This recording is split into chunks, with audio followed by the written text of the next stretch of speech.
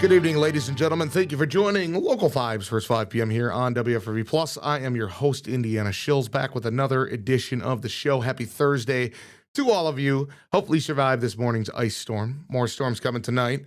That's why we're bringing in Storm Team 5 meteorologist Ryan Kudish in just a little bit. He's just wrapping up the 5:30 show. But in the meantime, we got the one and only Riley Engelbert. Good Riley, to be back. how's it going, bud? It's good to have you back on the show.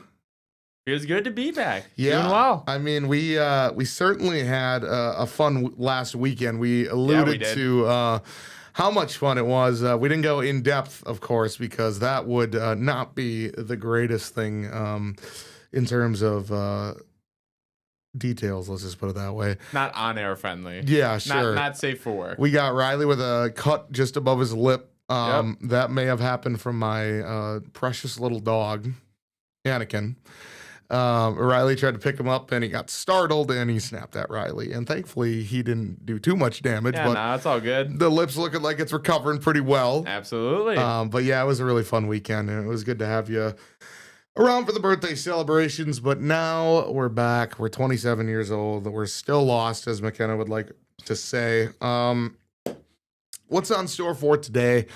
Pretty much just a bunch of yapping. I'm not going to lie. We have some stories that, there's a lot of like power outages and stuff like that from this morning because of the ice storm.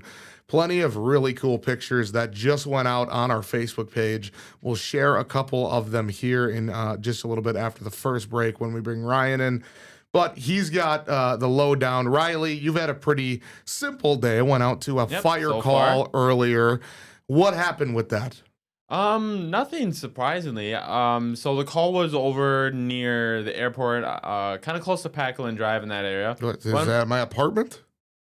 By the cots. No, you're all good, man. Oh, jeez. It was for a house actually. So I went there to check out the location, double checked the address and the location, like 2 or 3 separate times.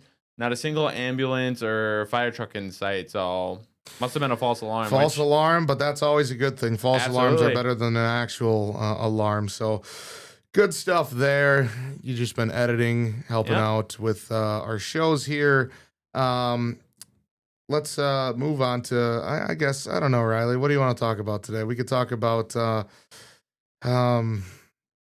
boy, there's the, you took quite the fancy in that Super Mario movie that's out, correct? Yeah. I'm really excited to go see that at some point. Won't be able to see it this weekend, unfortunately, going home to spend Easter with my family. But, first chance I get, I'm going to go see it. I've heard mixed reviews compared to the first one, but it's always kind of hard to judge with critics sometimes because sometimes, when a critic judges a movie, the movie's not necessarily for them. It's meant for a different audience. So it'll be interesting to see. Are you going to get that popcorn bucket that I might what is it, Yoshi, right? Yeah, it's Yoshi. I'm not very knowledgeable when it comes to like Nintendo stuff and Super Mario and all that stuff. I know that some of the characters, but you are you follow it way more than I do. I try to, which you can catch on Saturday 5 Live, which you're a part of, which is a show that runs on. Been doing some research for Nathan and Dan, and got some good stories coming up for this week. What you got anything to preview real quick? Still kind of putting some stuff together, but a lot of movie trailers dropped in the last week or so. I know we saw another trailer for Supergirl. We got a better look at Jason Momoa's Lobo, which I think will be cool to see. The Backrooms have dropped an official trailer for their movie dropping in May, which is interesting. Are you gonna go see that? I don't know. I'm curious because usually when you see a project based on like an internet creepypasta like that, usually movies either never get off the ground or when they do get made, they're terrible. Case in point, the Slenderman movie that came out in 2018, like a decade after the phenomenon. But the person who originally is behind the internet creepypasta and a lot of the found footage videos you've seen is actually attached to the movie, and he's actually working with A24, the studio behind the movie. So, and the trailer looks really good, so it'll be interesting to see.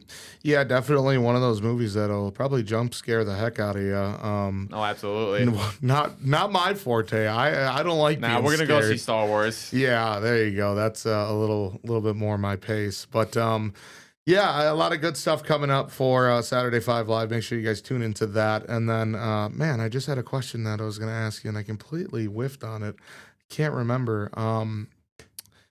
What was it about? It was about any gaming news. Oh, no, no, no, no, no. I got it. Artemis 2. Ooh. The launch yesterday was why we didn't have a show. We streamed the launch on WFRV Plus. Did you check out the launch at all? I caught a little bit of it. I think I was doing something at the time and didn't catch the full launch, but I did see clips and videos of it later. And then edited a package today for the 4 o'clock about an update of kind of where they are in the mission, and it's honestly really exciting, It's really cool mind stuff. blowing. I mean, that like just leading up to it when because at first they were like, oh, it's a no go, and now that it's kind of weird. NASA says no go, but that doesn't mean them like they're not launching. No go apparently means that they're going to try to fix something in time for the launch, which they did fix. It was some sort of, I don't know, Some sort of technical issue, I think. on yeah, their but end. they ended up fixing it. It all went fine, and obviously you want to make sure everybody's safe. You know, it's one of the craziest things humanity has ever done. Yeah. It's going to get even crazier. Just wait till 2028 when they actually get Yeah. people on the moon with Artemis. 4. Yeah, Artemis 4. I was going to Yep. say 5, but that didn't sound Artemis right. 4 is the Artemis 4 is the one that is expecting to land on the moon. But yeah, I mean, just hearing the astronauts and all the like feed between like, you know, the tower and the space shuttle, it was so cool. It kind of just reminded me of like Armageddon, like the movie.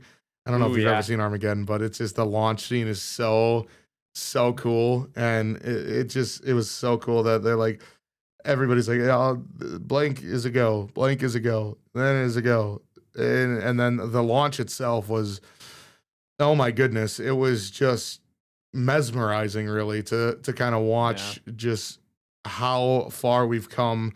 It's the first mission to space, First with deep space mission, I believe, in 50 yeah, years. in like 50 plus years. So first one that we've ever seen. Yeah, definitely a moment that I will remember for a long time, and just being able to be the one that kind of helped stream it back here, it was a really cool experience. And WFLA, our Nexstar affiliate, put on a really good performance with you know, in-depth interviews and stuff from experts, you know, on the scene stuff. Just a really good job. It was really fun to watch and really had me invested. I'm not super invested into deep space or NASA or any of that stuff, but it's really, really interesting. And they really did a good job on keeping me entertained and hooked in for that stuff. So yeah, we wish them the safe mission. It was a successful launch. Like we said, it was a no-go, and then it was up to 90%, and then obviously they cleared it. They said it was all good to go. The launch was just something out of a movie, it almost seemed like, but super cool to watch. And will be cool to see them orbit the moon, and hopefully a safe splashdown back in the Atlantic. So Artemis 2, super cool. Artemis 3 and 4, probably only going to get cooler. I know cooler is not a word, but we're going to head to our first commercial break. When we come back, we have some photos from some viewers of some of this ice, but Ryan Kudish is going to give us a rundown of everything we saw this morning and everything we can expect coming up. Stay tuned. We'll be back in 60 seconds.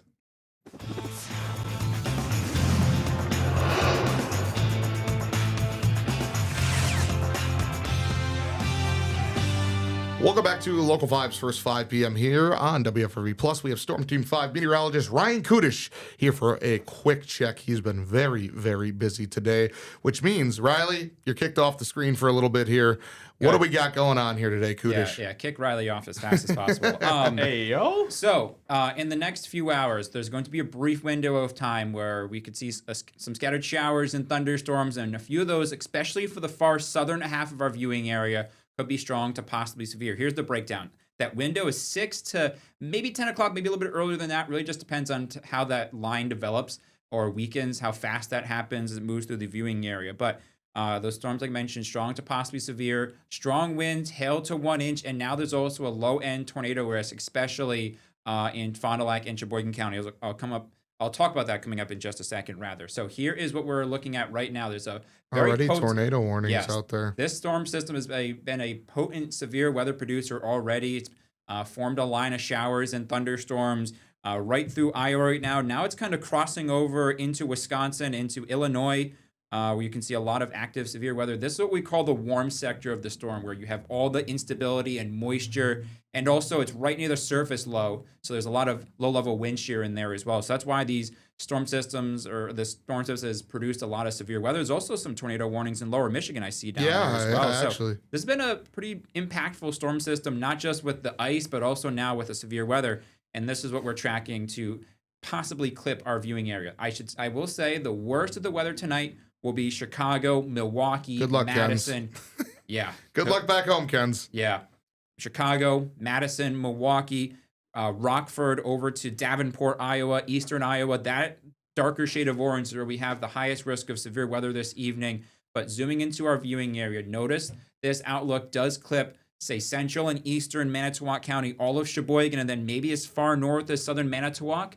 But I do think that's the area that we'll have to watch for a strong to severe storm, bringing damaging winds, hail, and downpours. And notice as I drop this off and switch over to our tornado probability product from the Storm Prediction Center, there is a low-end tornado potential for, say, central and eastern Fond du Lac and all of Sheboygan County. Non-zero. We're not guaranteeing this is going to happen, but this is where we have the best chance for a quick spin-up tornado this evening. There is a tornado watch out for those counties until 8 o'clock this Thursday evening. So here's Futurecast showing this system starting to exit. At the same time, I do think that line of showers and thunderstorms out there towards Iowa will get in here sometime around 6 or 7 this evening. It'll start to creep north, and that's where we have that potential for a strong to severe storm. But as it heads further north up towards Green Bay, the Fox Valley, we should see some weakening with this line of showers and thunderstorms. This will clear by about 10 o'clock.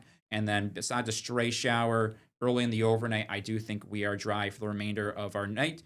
And we have another system on tap for us into Friday evening and night. Active stuff. Yeah, here's what to expect with our next one. Friday evening and night. Rain with some freezing rain north Friday evening.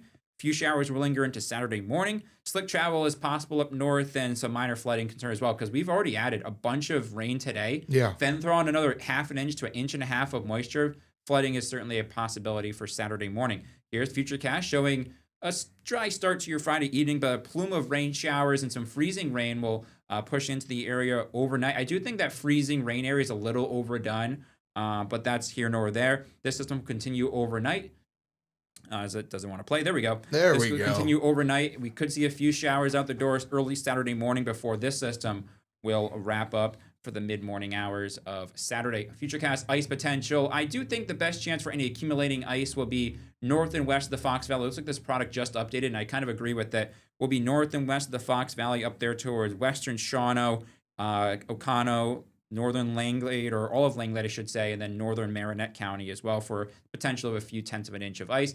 That's where we do have a winter storm watch that's in effect, I believe, from Friday evening through early Saturday morning. That's where we could have the worst travel. And here's that potential for some flooding. Notice we put on another half an inch to an inch and a half of moisture. That does bring in the chance for some flooding. So make sure you check your sump pumps.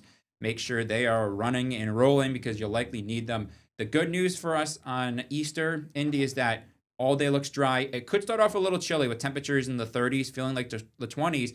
But as we get some sunshine for the afternoon, we should warm up to highs in the lower to mid 40s, maybe getting close to the upper 40s. But overall, a cooler but seasonal, close to seasonal day for us on Easter. At least we are dry.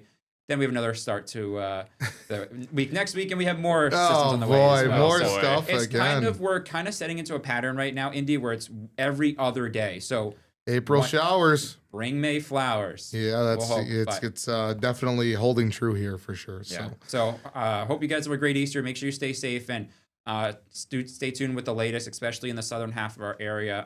I'll be here all evening. yep. I do have Nathan Himsel coming back in for support, so we will be updating you both online and on the web. Yes. And if we have to break into coverage, we will absolutely do that too. Make sure you guys follow Ryan Kudish's social media pages as well. Yep. He always provides the latest on those too. So And my social media accounts, they do automatically post warnings. I'll try to answer as many questions, but if we're live on the air, I unfortunately cannot get to those questions. I'm kind of focused on something happening right now. So That'll Absolutely. be the case. And if we have any updates, we'll certainly provide them to you guys. Perfect. All right. Well, I'll let you get back to what you're doing. Thank Appreciate you, it. Ryan, so much for joining the show for a little bit. Back in here with Mr. Riley Engelbert. Now, Riley, we have a couple different photos here All right, let's take a look. from some of the viewers. I know right now, unfortunately, I have the wrong camera queued up. Because I thought Ryan was going to stay in here for a little longer, but obviously very There we busy. go. So here are some of the really, really interesting photos that were submitted by you guys into our, we have a report it tab now on our website of some of the photos from the ice storm today. This one is in Southern Brown. I know it cuts off just a little bit there. It's in Southern Brown County. Moving on to the next one. Here's some tree damage in Shawano County. This is a really cool photo from Grand that is Chute. pretty I mean, cool. all of the signs just dripping with ice. Like we said, really, really interesting storm this morning. Were you awake at all to see any of it? Or Got up around 10:30ish, heard some stuff on the windows, but until I got dressed and, kind of got ready for the morning, did I go out and open the blinds? And then I was expecting a little bit more snow, but then I wasn't expecting freezing rain. And Yeah. then there's a tree that sits right outside my balcony window. And it was just caked. The whole branch was just like an icicle. Really, that's super cool. Maybe not cool is the right word, but super interesting to see with this ice storm. Moving on to a couple more photos. Here are some cherries, I believe, just frozen. I mean, this is down in Neenah now. Super cool photo submitted by Nicole. Moving on, here's a tree right outside. This is in Cecil up in Shawano County. I believe that's Shawano County. It should be. Of a It's right tree next to there. just completely covered in ice. Something you don't really see every day. Some more, I don't know, root. What would you call this? I'm not sure, honestly. I Something can't covered tell. in ice. I don't know. It's caked in ice. Something, Looked like something nature related. This is in Ripon. This continues in Ripon. Just obviously an icicle forming there from that freezing rain. More damage out in Berry Lake in Oconto County. Just tree branches down from the heavy winds and stuff like that. Here's another thing from Black Creek, a playground set almost looks like.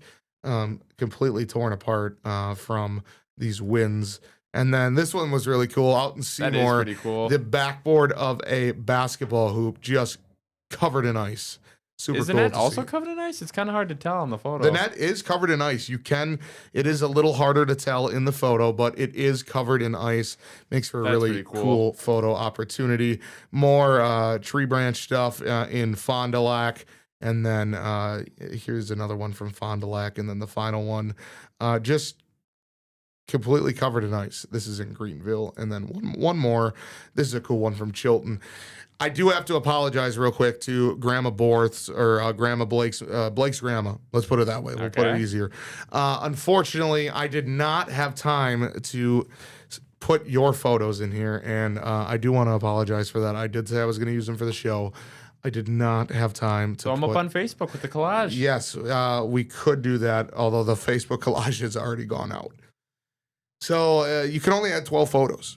Really? Yeah, they only let you add 12 photos on Facebook. Maybe you need to be verified to add more. I'm not 100% sure, but Maybe. Well, Instagram allows 20, and they're both the same company. So yeah, I you don't know. You think it would be 20? X only allows 4, so Mm. unless I think you're verified. or Yeah, unless something, you so. pay for Twitter Blue.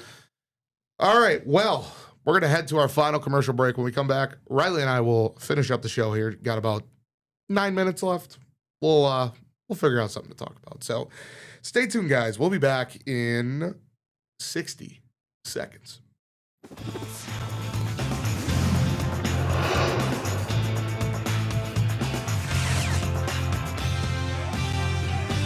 Welcome back to Local 5's first 5 p.m. here on WFFV Plus. Once again, joined by photojournalist Riley Engelbert.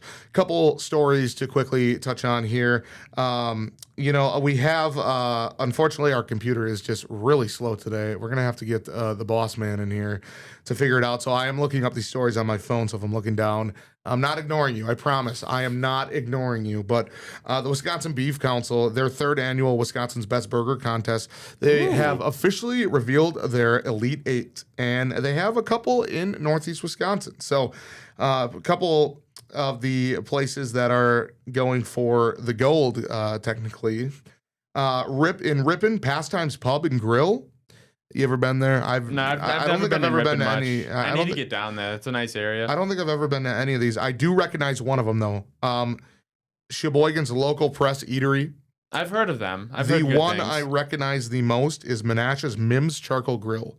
Mims is extremely popular. I think I had Is that in downtown? I believe so. I think we wrote a story or covered a story about Mims. Maybe they transferred ownership. I don't 100% remember, but I do remember Mims for some reason being in the news. I can't recall ever seeing a Mims every time I've been downtown. Anyways, now the next couple coming up here, they're out of the area.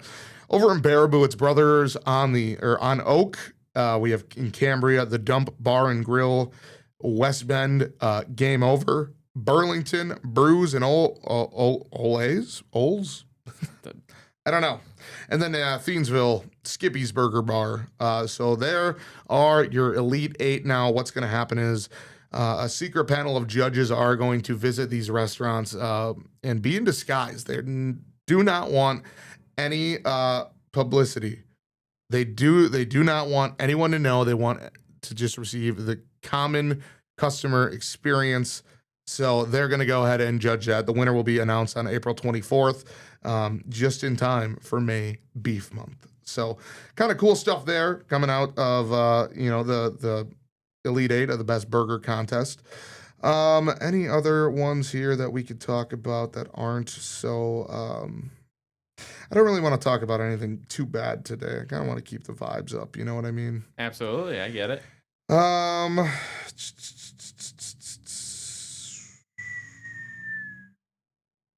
we have a lot of bad news today. Not a lot we of need good some stuff. good news. Well, I guess we can just quickly run through a couple of the stories today. There's a garage fire in Peshtigo. A truck was destroyed. Traffic lights were out for a little while on Green Bay's east side today because of the weather conditions. And a Schwabadon man was killed, unfortunately, in a rollover crash on I-43 due to slippery conditions. Intersections in Neenah also experienced the same thing with traffic light outages. Trees were down on power lines, just to show you how crazy this storm was in the morning. Now, a suspected father and daughter are believed to be the victims in a deadly Wisconsin fire. President Donald Trump has ousted Pam Bondi as Attorney General. So that is big news nationally that we're kind of following. A Sturgeon Bay man, this is kind of the big one that we're also following. 35-year-old Door County man, he faces an attempted homicide charge against multiple police officers after a standoff incident in October of 2025. Manuel Alonzo Lara Ponce laid out the following, or he was given attempted first-degree homicide, 5 charges. This incident, it stems from back on October 2nd, in Nasawapi, I believe is how you say it. That sounds right. Multiple 911 calls were made until a man called back again, repeating his address without answering questions. People ended up going to that location. There was broken glass. There's an 8-year-old daughter that was inside and admitted he was afraid of law enforcement. There was pretty much, he was kind of trying to get shot by police. But eventually, there was, they ended up getting him into custody safely. Lara Ponce admitted that he had multiple drinks that night. And his employee at the scene drugged him with something in the drink, also saying he started shooting because he saw a person outside with a black hoodie on. So following that story as well, and then Robert Chilcote, another big one out in Marinette. He's accused of killing his girlfriend, Gabriela Cartagena. He was bound over for trial today in court. Chilcote, he was in custody for the 10 a.m. hearing. The charges stem from Cartagena's disappearance on February 4th, the discovery of her body days later on February 10th. Chilcote was identified as a suspect. He and his attorney, they did waive their preliminary hearing and requested arraignment for May 6th. That hearing will be on May 6th at 3 p.m. We will continue to bring you the latest on that stuff. And then one more that we're following, a kind of interesting one here. Marinette Man was ruled competent to stand trial after the drowning death of a 13-year-old boy. Court records show that Tyler Birch appeared in court today where a judge found him competent following a psychiatric evaluation. Birch's case will now move forward to a preliminary hearing, and arraignment was scheduled for April 30th. These charges stem from August 20th of 2025 at the, boy, they give it some tough names, Minaki Harbor boat launch.